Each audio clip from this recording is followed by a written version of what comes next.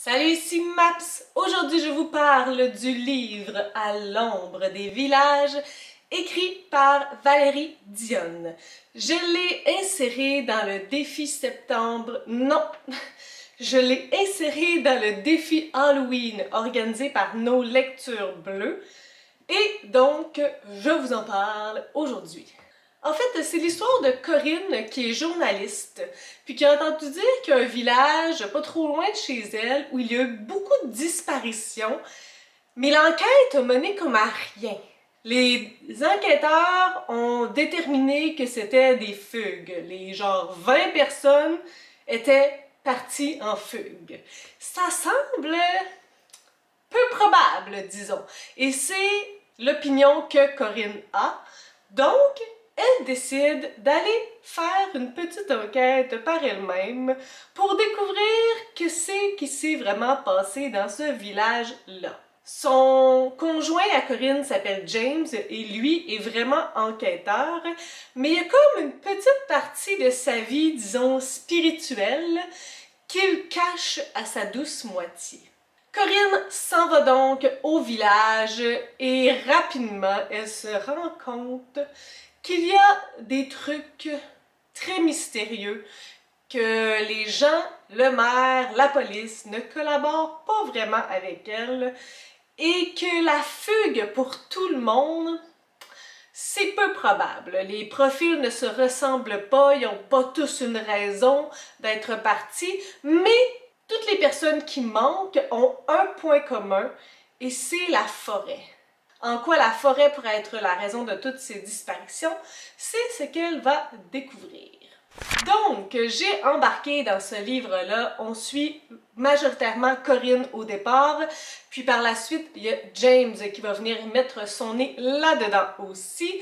Corinne, c'est un personnage assez droite, que j'ai bien aimé suivre, j'arrivais à comprendre son raisonnement, j'ai trouvé qu'elle était forte, qu'elle était résiliente aussi, et qu'elle se donnait droit à l'erreur, mais qu'elle était très réfléchie dans ses diverses actions.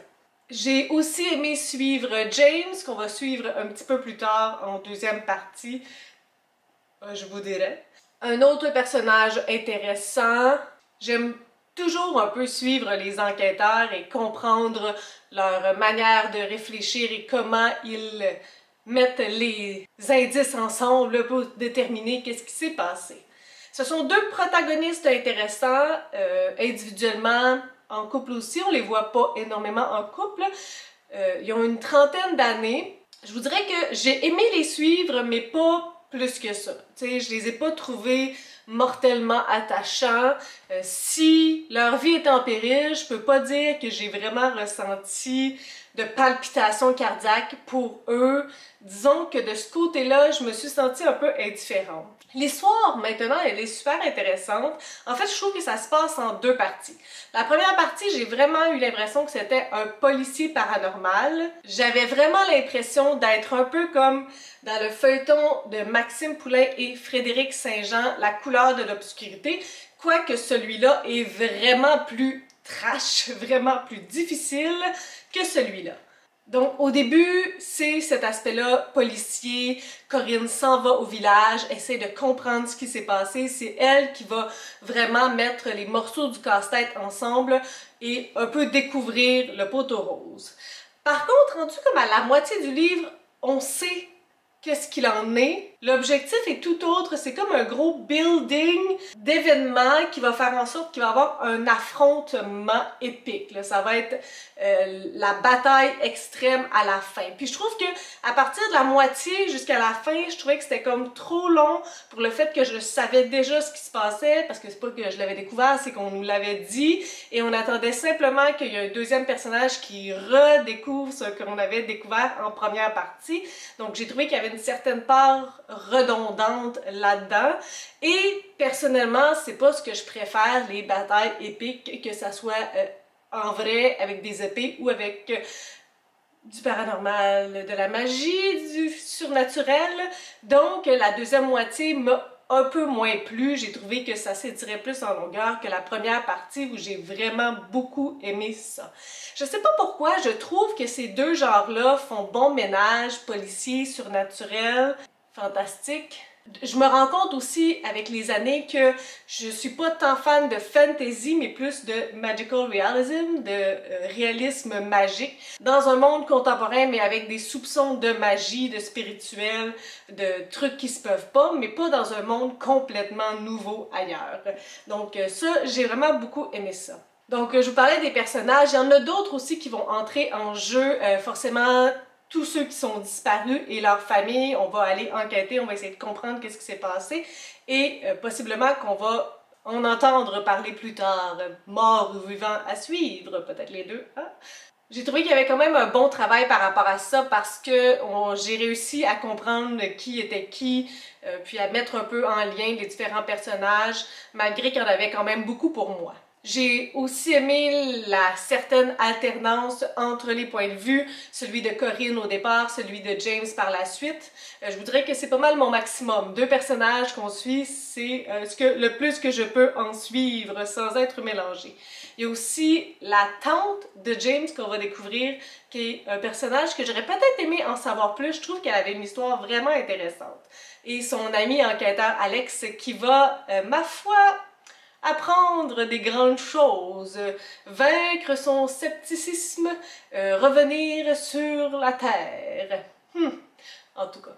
Puis, peut-être que le dernier élément que je voulais vous parler, c'est la tranche d'âge pour ce livre-là. Parce que j'ai été surprise de voir que, c'est un livre loué là, de la bibliothèque, que ça dit que c'est pour adolescents. Personnellement, je me pose la question, je n'ai pas cette réponse, mais je ne sais pas si les adolescents aiment tant que ça suivre des protagonistes adultes. Et il n'y a pas le terme YA en fonction du fait qu'il y a une quête identitaire, il n'y a pas ça. On n'est pas dans les premiers amours non plus, on est vraiment là, dans le policier à découvrir qu'est-ce qui s'est passé, puis plus tard dans le surnaturel, le paranormal, la magie. Par contre, ce que je comprends au niveau adolescent, c'est que je mettrais ce livre-là dans les mains d'un enfant, comme si je suis une vieille madame, d'un adolescent de 15 ans et je ne serais pas inquiète. C'est pas trash, c'est pas difficile, c'est pas sanglant, malgré les diverses thématiques, malgré les genres de ce livre-là.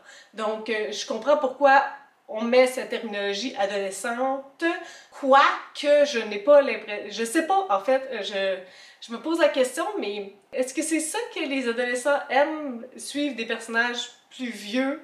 J'avais l'impression que ça allait pas nécessairement de pair. Tu sais, lorsque j'étais jeune, j'aimais lire des personnages qui avaient plutôt mon âge, puis je me retrouvais pas tant que ça dans des personnages adultes, établis, qui pensent comme des adultes, qui réfléchissent comme tels. À suivre, je laisse ça en suspens, puis si c'est moi qui ai des fausses impressions, mentionnez-moi-le, tu sais, je me fais peut-être des questionnements pour absolument rien. Donc, je trouve que c'était malgré tout une très bonne lecture pour le moment de l'année, octobre-novembre.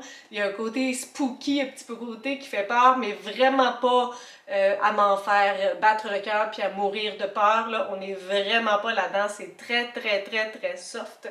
Donc si vous êtes comme moi quelqu'un qui aime pas avoir peur, vous n'aurez pas peur dans ce livre-là, mais ça va vous apporter un petit thrill de policier avec de la magie. Sur ce, si vous avez des suggestions, des critiques, des commentaires, n'hésitez pas à le faire en dessous de ma vidéo. Je publie des vidéos assez fréquemment dans une semaine. Si vous avez aimé cette vidéo, n'hésitez pas à mettre un petit pouce ou à vous inscrire à ma chaîne. Et sur ce, je vous souhaite de bonnes lectures.